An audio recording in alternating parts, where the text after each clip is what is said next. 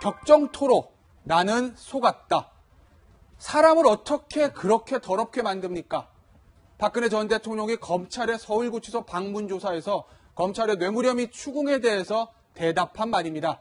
박 전 대통령은 모든 혐의를 부인하면서 억울함을 토로했다고 하는데 오늘의 첫 번째 소식은 검찰의 박 전 대통령에 대한 피의자 신문조서 내용입니다. 네, 그 신문조서 무려 300페이지에 달할 만큼 방대했다고 하고요. 지금까지 5차례 검찰의 조사에 응했는데 핵심적인 부분에 대해서 박 전 대통령 본인이 어떻게 이야기했는지 직접 하나하나 짚어보도록 하겠습니다.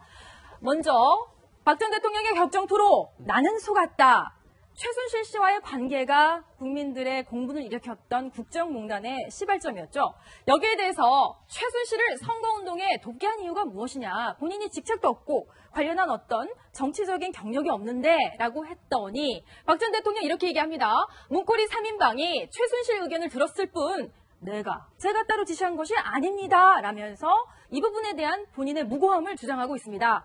의상이나 공식 의료진에서 말하기 불편한 부분은 도움을 받았다고 또 항변했습니다. 최순실과 이 부분 주목하셔야 됩니다. 무려 127회 통화를 한 이유 검찰이 물었습니다. 이거는요 그냥 나온 숫자가 아니라 통화 기록을 조회했던 거겠죠? 그런데 이렇게 대답을 합니다. 그렇게 많이 통화하지 않았다. 최순실에게 귀국해 진상을 밝히라고 건의한 건 사실이다. 그런데요, 127회 이거 거짓말이 아니라 진짜 그 기록에 나온 숫자잖아요. 그렇죠. 그런데 나 그렇게 많이 통화하지 않았다. 이거 좀 불리한 답변 아닙니까? 그렇죠. 피의자 신문조사라는 거는 피의자로 조사를 받으면서 검사나 수사관하고 대화하는 내용을 기록하고 나중에 열람을 하고 사인을 하는 지장을 찍는 그런 과정을 거치는 피의자 신문조사인데 박 전 대통령 같은 경우는 만약 질문을 뽑아놓습니다. 검사가 뽑아놓고 그 질문에 대해서 약간 예를 들어서 최순실이 선거운동하는 걸 알았다. 알고 있었고 하고 내가 의혹했다라고 하면 거기에 대한 또 질문이 또 들어옵니다. 그렇기 때문에 아마 박 전 대통령하고 변호인단에서는 초장의 질문에서 답을 하지 말자. 답을 해버리면 하나를 하면 또 해야 되고 도미노 같은 현상이 일어나기 때문에 최순실 얘기 나오면 몰랐다. 이거는 3인방이 했다. 또 통화 같은 경우도 통화 안 했다. 그렇게 진술한 걸로 보여요. 왜냐하면 127번 다 진술하고 얘기하다 보면 다 자백하고 될 수밖에 없거든요. 전술상 저렇게 진술한 게 아닌가 생각이 듭니다. 이거 한번 볼게요. 의상이나 공식 의료진에서 말하기 불편한 부분 도움을 받았다. 이거는 부인할 수 없어서 그런 것 같습니다. 진실일 수도 있고요. 그런데 제가 관심 있는 거 윗부분입니다. 선거운동 같은 거에서 최순실 씨가 개입한 거 문고리 3인방 정호성, 안봉근, 이재만 세 사람이 최순실 의견을 들었을 뿐 그 세 사람이 알아서 최순실 씨한테 의견을 듣고 도움을 받은 것이지 나는 지시한 게 아니야. 나는 모르는 거야. 최순실 씨가 선거운동에서 뭘 했는지 국정 운영에 어떻게 관여한지 난 몰라. 3인방이 알아서 지시를 받은 거야라는 내용인데 이게 아마 이 최순실 국정 개입에 대해서 나는 모르고 3인방과 최순실 씨의 일이다라고 꼬리를 자르기 위해서 이렇게 얘기했을 가능성은 없을까요? 그러니까 결국 저는 이번에 그 박근혜 전 대통령에 보면 본인이 엮였다라는 이야기를 한번 하지 않습니까? 근데 이게 검찰이나 다른 게 엮인 게 아니고 오히려 어떤 3인방과 최순실에서 엮였다 이런 투로 지금 전체 조서 내용을 보면 그렇게 읽혀지는데 특히 이 조서가 이제 지난 3월 21일에서 3월 31일까지 서울중앙지검과 그다음에 이제 서울구치소에서 한 그런 내용이지 않습니까? 근데 이게 단순히 2012년 무슨 대선만 하고 보면 일간 이해가 될 수 있는 부분도 있어요. 그렇지만 최순실이 선거를 도운 거는 이때뿐만이 아닙니다. 1998년도에 본인이 보궐선거로 할 때부터 그때부터 최순실은 꾸준히 대통령을 도와왔어요. 도왔죠. 선거를 도왔고 직접 여러 가지 문제를 다 해결해 왔습니다.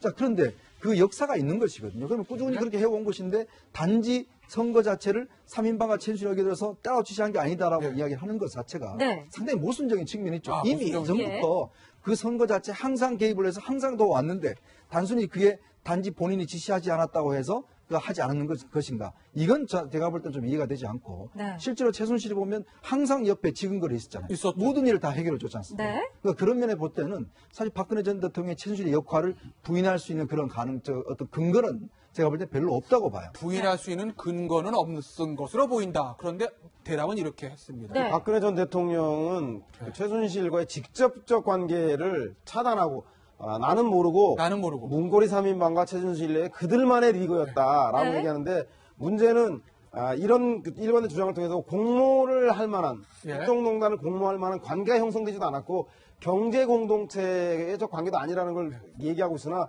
우리가 잘 알다시피 정호성 녹취 파일에 보면 정호성 비서관의 녹취 파일에 보면 그런 게 있지 않았습니까? 최선 선생님께 보고해라, 최선 선생님께 상의해라라고 얘기가 나오는데 예전 녹취 파일이요? 예, 그것을 네. 어떻게 설명할 것인지 또 하나 127회 통화하는 건 예. 6일 있을 때 최순실이 예. 도쿄했을 때 통하고 실제로 특검이 밝힌 건 6개월 동안 570회 그것도 한 번에 30분 이상 더 기가 막힌 것은 예. 대통령이 대국민 사과한 그 당일날도 최순실과 통화한 기록이 남아있다는 겁니다. 그렇기 예. 때문에 제가 볼 때는 아마 대통령의 주장으로 최순실과 관계를 부인하기 위해서 네. 일관되게 저런 주장을 하더라도 예. 검찰이 내미는 특검이 내미는 증거에 대해서까지 재판부는 부인하지 못할 거라는 생각이 듭니다. 증거 정호성 녹취 파일 말씀 중요한 말씀하신 것 같고요. 최순실 예. 씨와의 관계를 이제 부인하기 위해서 또 여러 가지 이야기를 하는 듯 보이는데요. 장시호의 존재에 대해서 알고 있었냐는 질문에 대해서는 보도를 통해서야 알았다. 최순실의 언니, 최순득의 딸이라고 알았다라고 이야기를 하고 있고요. 최순실이 국가 기밀 자료를 소지한 이유에 대해서 묻자 이 부분 국민들이 굉장히 궁금했고 또 공분을 일으켰었죠. 유출 문서가 청와대 밖으로 나간 걸 직접 확인한 건 오늘이 처음이다. 나도 놀랐다. 정호성에게 문서 전달 지시한 적 없고 최순실 소지 경위도 모른다. 그러니까 말 그대로 정말 나는 몰랐다. 아까 말씀하신 대로 그들만의 리그에서 일어났던 일이라고 하는데 이거는 이제 본인이 무능한 어떤 대통령이라는 비난을 감내하더라도 이게 불법적인 건 아니라는 그런 보석이 깔린 걸까요? 일단 이것은 네. 이 박근혜 전 대통령 피의자 신문조사 아닙니까? 네. 그러니까 이제 자신을 변호하기 위해서 부인하거나 예. 또는 기억이 없다라고 이렇게 모르쇠로 할 수는 있지만 네. 검찰이 이 박근혜 전 대통령 한 사람만 조사를 하는 건 아니거든요. 예. 여기에 등장하는 최순실이라든지 정우성이라든지 또는 문고리 3인방 다른 사람들도 참고인 진술 조서를 이미 하지 않았습니까? 예. 그런 얘기를 크로스 체크를 해서 예. 누가 거짓말을 하고 있는지를 밝혀서 이 사람이 죄가 있다라고 했으니까 예. 이제 소를 제기하는 거 아닙니까? 그렇죠. 네. 특히나 이 구속의 필요성까지 법원이 인정을 해서 지금 구속된 상태이기 때문에 예. 이 피의자 진술 조서는 박 전 대통령이 자신을 보호하기 위해서 이렇게 얘기를 한 것이지 예. 네. 이런 얘기가 곧 진실이나 또는 사실이다 이렇게 보기는 좀 어려운 점이 있습니다. 그러니까 장시호 씨 같은 경우도 사실은 예. 이제 박근혜 전 대통령이 이 장시호 씨 어머니 최순득 씨 예. 집에 가서 지냈던 기록 자체가 다 나옵니다. 나오고요. 그 집에 가서 생활해 도곡동 그 집에 가서 거기 경호원도 또 왔다 갔다 했던 기억이 나오고 그다음에 장시호 씨 결정적인 장시호 씨 결혼식에 갔던 그 이제 이야기 나오잖아요. 그래서 장시호 씨가 이게 그렇게 뭐냐 얘기했어요. 언제냐면 바로 커터칼 테러를 당한 이후에 예. 병원에서 퇴원하고 그 다음에 어디로 갔냐면 바로 최순득 씨 집에 가서 거기서 요양을 합니다. 그러니까 그리고 그 이후에 어떤 이 상처 자체가 다 아물지 않을 때 예. 그때 바로 그 명동성당에서 열린 장시호 씨 결혼식에 갔다라는 게 나오거든요. 자, 그런데 이제 와서 장시호가 최순득의 딸이었다는 건 이번에 처음 알았다? 네. 이거는 지금 그 전에 행보하고는 예. 사실 내가 남의 집에 가서 그 집에 있는 딸 결혼식장에 갔는데 네. 그 딸이 그 사람 딸이었어? 이걸 안다는 건 똑같은 네. 이야기거든요. 그러니까 그거는 어떤 이 행적과 이걸 비춰보면 판사가 과연 그걸 받아들일까요? 제가 볼 때는 그 사실 자체를 아마 판사가 받아들이기 힘들 것 같습니다. 네. 장시호 씨는 내 결혼식 때 박근혜 전 대통령이 왔다. 박 전 대통령은 나는 장시호가 최순득의 딸인 건 이번에 알았다. 판단은 시청자 여러분께 맡기겠습니다. 다음, 삼성 뇌물 관련 얘기 보겠습니다. 삼성으로부터 뇌물 받았습니까? 이게 가장 사실 민감한 문제죠. 왜냐하면 형량이 되게 크니까요. 사람을 어떻게 그렇게 더럽게 만듭니까? 이 얘기는 비슷한 표현은 예전에 기자회견에서 좀 했던 것 같고요. 만약 받았다면 내가 몰래 받지 공익재단을 만들어 받았겠나? 내 주머니에 들어간 돈이었고 나 재단으로 갔어. 재단에 있는 돈은 내가 쓸 수 있는 게 아니야. 내가 받으려면 직접 받지 재단으로 받겠냐? 아니야란 말입니다. 삼성이 저에게 해달라는 말도 없었고 이건 부정한 척당 얘기하는 것 같은데 부정한 척도 없었고 저도 해줄 게 없는데 어떻게 뇌물이 되는지 모르겠다. 예전에 상춘지에서 기자간담회 할 때 했던 거랑 일맥상통하는 얘기 계속 이 얘기를 반복하고 합니다. 어떻게 그렇게 더럽게 만듭니까? 예전 버전으로 하면 검찰이 완전히 엮은 겁니다. 거다. 예. 가장 주목할 부분입니다. 피신 조서 내용 중에 네. 가장 주목할 부분은 뇌물 부분입니다. 다른 거는 뇌물 부분이요. 모르고 초장에서 막는 부분인데 이 예. 부분은 적극적으로 항변하는 모습이거든요. 적극적 항변이요. 어떻게 그렇게 더럽게 만드냐고 얘기를 하고 밤잠 설쳐가면서 3년 말 내가 고생을 했는데 네. 대통령이 그렇게 하겠냐. 하려면 내가 몰래 받지 공익회사가 네. 만들어 받았겠냐라고 어떤 반문을 하는 듯한. 왜냐하면 네. 뇌물죄가 이 사건의 사실 핵심이라는 걸 박 전 대통령은 알고 있는 거고요. 알고 네. 있고. 또 답변 중에 삼성이 해달라는 말도 없고 청탁이 없었고 네. 나도 해줄 게 없다. 특혜가 없었다는 겁니다. 네. 고의가 없었다는 겁니다. 아마 이 부분은 변호인하고 상당한 어떤 논의를 해서 답변한 부분입니다. 아, 논의를 해서 답변한 것 같다. 본인도 알고 있는 것 같아요. 이 부분이 만약 유죄가 된다 그러면 네. 상당히 어려워진다는 걸 알기 때문에 더 강하게 답변했고 그 답변 내용이 피신조서에 그대로 기재된 것으로 보입니다. 네. 근데 이제 또 말이 안 되는 게 사실은 예. 이제 그 이재용 회장이 독대를 작년에 했지 않습니까? 했죠. 독대를 하고 나와서 바로 이제 미전실 간부들한테 이 승마협회 지원 문제, 즉 정유라 지원 문제를 집중적으로 이야기를 지시를 하거든요. 아, 맞아. 네. 그 얘기가 바로 나왔어요. 그러니까 그 회담에서 대통령이 독대해서 한 거의 반 정도를 할애해서 왜 승마협회에 적극적으로 이야기를 하지 않느냐, 예. 그리고 이런 사람을 지원하지 않느냐라고 이재용 전 부회장을 굉장히 다그쳤고 이재용 네. 부회장도 내용을 잘 몰라서 굉장히 좀 당황스러웠다. 네. 그렇게 이런 얘기했죠. 것들이 다 네. 이제 진술조서에 나오고 있거든요. 나오죠. 자, 그렇다면 지금 이야기했듯이 삼성이 한테 뭐라도 해줄 거라고 요구를 하지 않았다는데 왜 대통령이 우리나라 최대 굴지의 재벌 회장을, 네. 부회장을 만나서 왜 특정한 승마협회에 대해서 지원을 강하게 이야기했겠습니까? 예. 네. 그러니까 그 부분에 대한 해명들은 나오지 않는 거예요. 네. 결국 이제 지금 이재용 부회장도 결정적으로 거기에서 지금 상당히 이 부분에 대한 압박이 심하다는 걸 느끼고 네. 바로 지원을 지시를 하고 했던 거 아니겠습니까? 그러니까 그 부분에 대한 설명이 나오지 않는 것이죠. 구자영 차장님 예. 얘기하고 네, 싶으시겠네요. 이게 지금 이 박근혜 전 대통령의 이게 피의자 진술 조서의 네. 진실 게임을 하려면은요. 진실 네. 게임. 약간 이제 페어하게 되려면 예. 이재용 지금 구속돼 있는 부회장의 진술 조서도 함께 나와서 아, 그렇죠. 같은 사안에 대해서 어떻게 진술을 했는지 비교를 해봐야 되고요. 예. 그다음에 여기에 등장하고 있는 안종범 전 경제수석 있지 않습니까? 이 그 대통령과의 어떤 독대를 주선했을 때 또 주선하기 전과 후에 청와대가 어떻게 움직였는지 예. 이런 사항을 종합적으로 파악을 해야만 과연 이것이 뇌물죄가 되겠느냐 되지 않을까를 좀 판단할 수가 있거든요. 그러니까 지금은 그 앞서서 말씀드렸습니다만 이것은 본인을 변호하기 위한 피의자 진술 조서이기 때문에 예. 그러니까 검찰이 묻는 말에 100% 진실을 답했으리라고 보기 좀 어려운 대목이 있거든요. 그러니까 검찰은 당사자에게도 묻지만 당사자 아닌 제3자로부터도 증거가 될 만한 증언을 확보하지 않습니까? 그렇죠. 또 증거도 확보를 하고요. 네. 이런 점이 있다라는 점을 감안을 해서 좀 봐야 되지 않을까 하는 생각이 그러니까 듭니다. 박 전 대통령의 전략은 아까 박 변호사께서도 말씀해 주셨지만 그러니까 내가 무능했다는 비판을 감내할 수밖에 없는 어떤 그렇죠. 정황들이 있었고 또 나도 어떻게 보면 피해자다라는 얘기를 계속하고 있는 것 같아요. 그러니까 무능한 피해자 차라리 네. 어떤 고의적인 피의자가 아니라 그 부분을 계속 강조하는 듯한 얘기를 지금 얘기하는 거잖아요. 몰래 받지 않았다. 그렇다면 그것은 뇌물죄가 되는 거 아니지 않느냐? 자, 이게 만약에 탄핵 전이다. 대통령인 상황이라면 저렇게 답변하지 않습니다. 아, 네. 탄핵당해서 결국 남은 거는 형사적인 부분밖에 안 남았습니다. 예. 그러니까 정치적인 부분이라면 무능하다고 가지 않을 건데 형사적인 부분에서 유무죄를 가리는 상황이라면 네. 어쩌면 몰랐다, 무능하다, 나도 피해자다. 그렇게 하는 게 도덕적으로 정치적으로 비난받을 수 있어도 형사적으로는 하지만 자유로울 수 있기 때문에 도덕적, 그렇죠. 형사적 변호인하고 그런 부분을 의논한 걸로 보이고요. 예. 아마 저 피해자 신문은 예. 이 처음부터 해가지고 구치소에서 했던 내용들 다 담겨 있는 겁니다. 네. 구치소 상황이었기 때문에 오히려 무능 전술로 가는 게 앞으로 이제 23일 네. 화요일 날부터 재판이 시작될 건데 네. 재판에서 똑같은 전략으로 보여요. 그러니까 예. 무능 전술이 차라리 고의 전술보다는 낫다. 훨씬 낫죠. 형사적 지금은 아, 뭐 더 네. 얻을 게 더 잃을 게 없기 더 때문에 잃을 게 없기 때문에. 아마 무능하고 몰랐다라는 전술로 가지 않을까 생각이 듭니다. 네. 약간의 그 여론 재판 그 기미도 보이는 것이요. 여론 재판이요. 본 재판이 시작되기 전에 피의자 진술 조서 그것도 예. 박 전 대통령의 피의자 진술 조서만 나온 거 아닙니까? 예, 예. 네. 그러니까 어떻게 보면 박 전 대통령에게 가장 유리한 진술 조서가 오. 나온 거죠. 그러니까 예. 만약에 이재용 부회장이라든지 안종범 수석이라든지 정우성 씨의 예. 피의자 진술 조서가 나왔다라면 네. 불리했을 상황이었는데 네.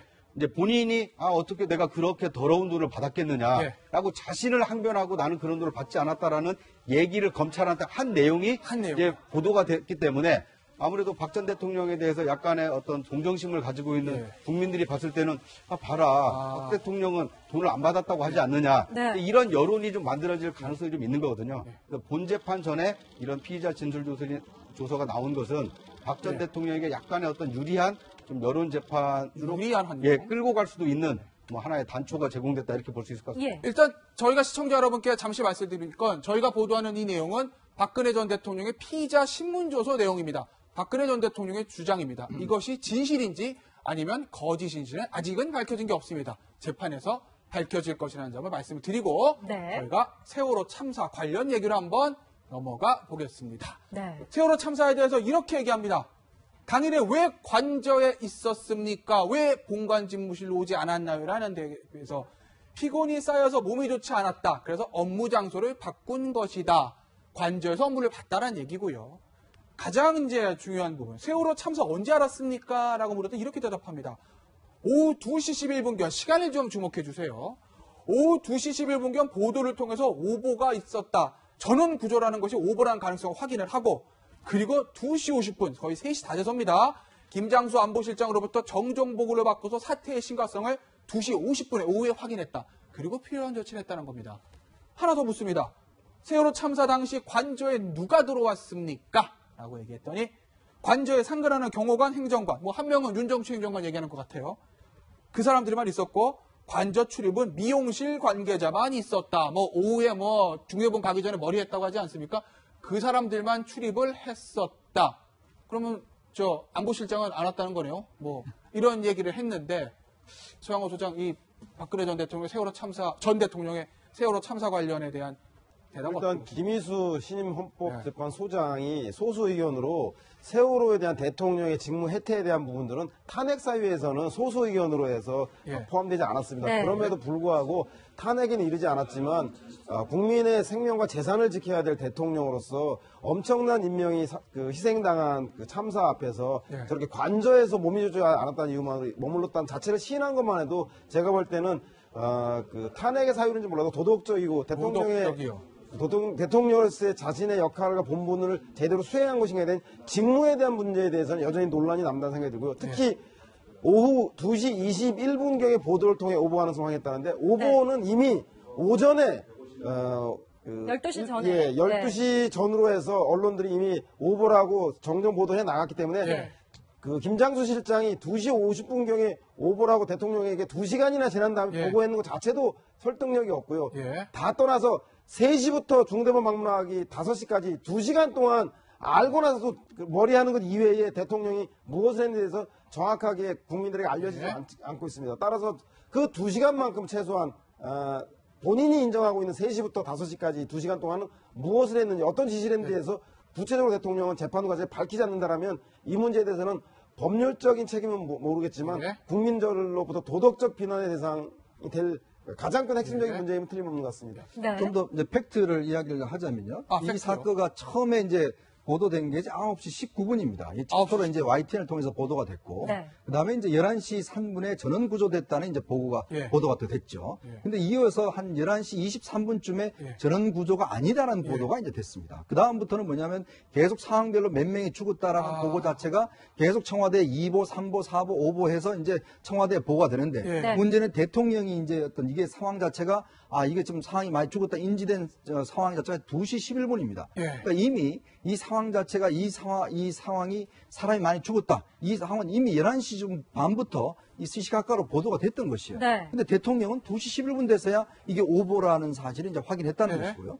또 나중에 이제 이걸 확인하고 난 다음에 중대본 반문에 시간이 굉장히 많이 걸리지 않습니까? 그래서 지난번 그 헌법재판소 재판할 때 그때 변호인 측이 증거로 제시한 게 무슨 차 하나가 이제 주차가 뭐 했다는 게 나중에 이거 보니까 이게 불법 주차된 걸 그냥 견인했다는 거예요. 무슨 차가 돌진해서 간 게 아니고. 자, 그렇다면 이제 그 사이에 그럼 대통령은 왜 그렇게 중대본에 늦게 갔는지. 그러니까 그 이유를 갖다가 예를 들어서 그 현장에서 뭐가 문제가 있었다는 걸 제시를 했는데 현장에서 그냥 불법 주차한 차량밖에 없었어요. 자, 그것도 이제 기자차입니다, 당시에. 자, 그렇다면 실제로 그때 상황은 아무런 상황이 벌어지지 않았다는 게 그동안의 객관적인 상황이 조사가 됐단 말이에요. 그러면 대통령은 그 시간 동안 왜 그렇게 늦게 갔는지 그것에 대해서는 여전히 아직까지 대통령도 이야기하고 있지 않는 부분입니다. 저도 궁금합니다. 이현정 위원께서 이현정 검사가 되셔서 법정에 그날 서신다면 분명히 이제 오후 2시 11분경에 보도를 통해서 오보 접했다고 이야기하시지만 피고인 박근혜에게 묻습니다. 모든 언론사에서는 훨씬 그보다 전인 12시 전에 오보 내용이 다 나왔는데 어찌하여 이 시점에서만 이 오보를 인식했으니까라고 물으실 것 같은데요. 묻는다면 거기에 대해서 답할 의무가 있습니까? 답해야 합니까? 사실 세월호 관련해서는 실제로 형사적인 범죄로는 좀 보기엔 좀 어려운 부분들이 있습니다. 네. 특히. 그렇기 때문에 세월호를 검찰에서 어떤 식으로 접근할지 모르겠지만 이 질문을 한다 그러면 박 전 대통령이 여전히 똑같은 방식으로 답변할 걸로 보여요. 네. 질문을 한다면 당연히 그전에는 몰랐고 예. 2시 11분경에 이런 것들을 알았다고 얘기를 하면서 결국은 이 상황을 빠져나가는 모르는 전략, 모르쇠 전략으로 빠져나갈 가능성이 아주 높다 이렇게 보입니다. 네.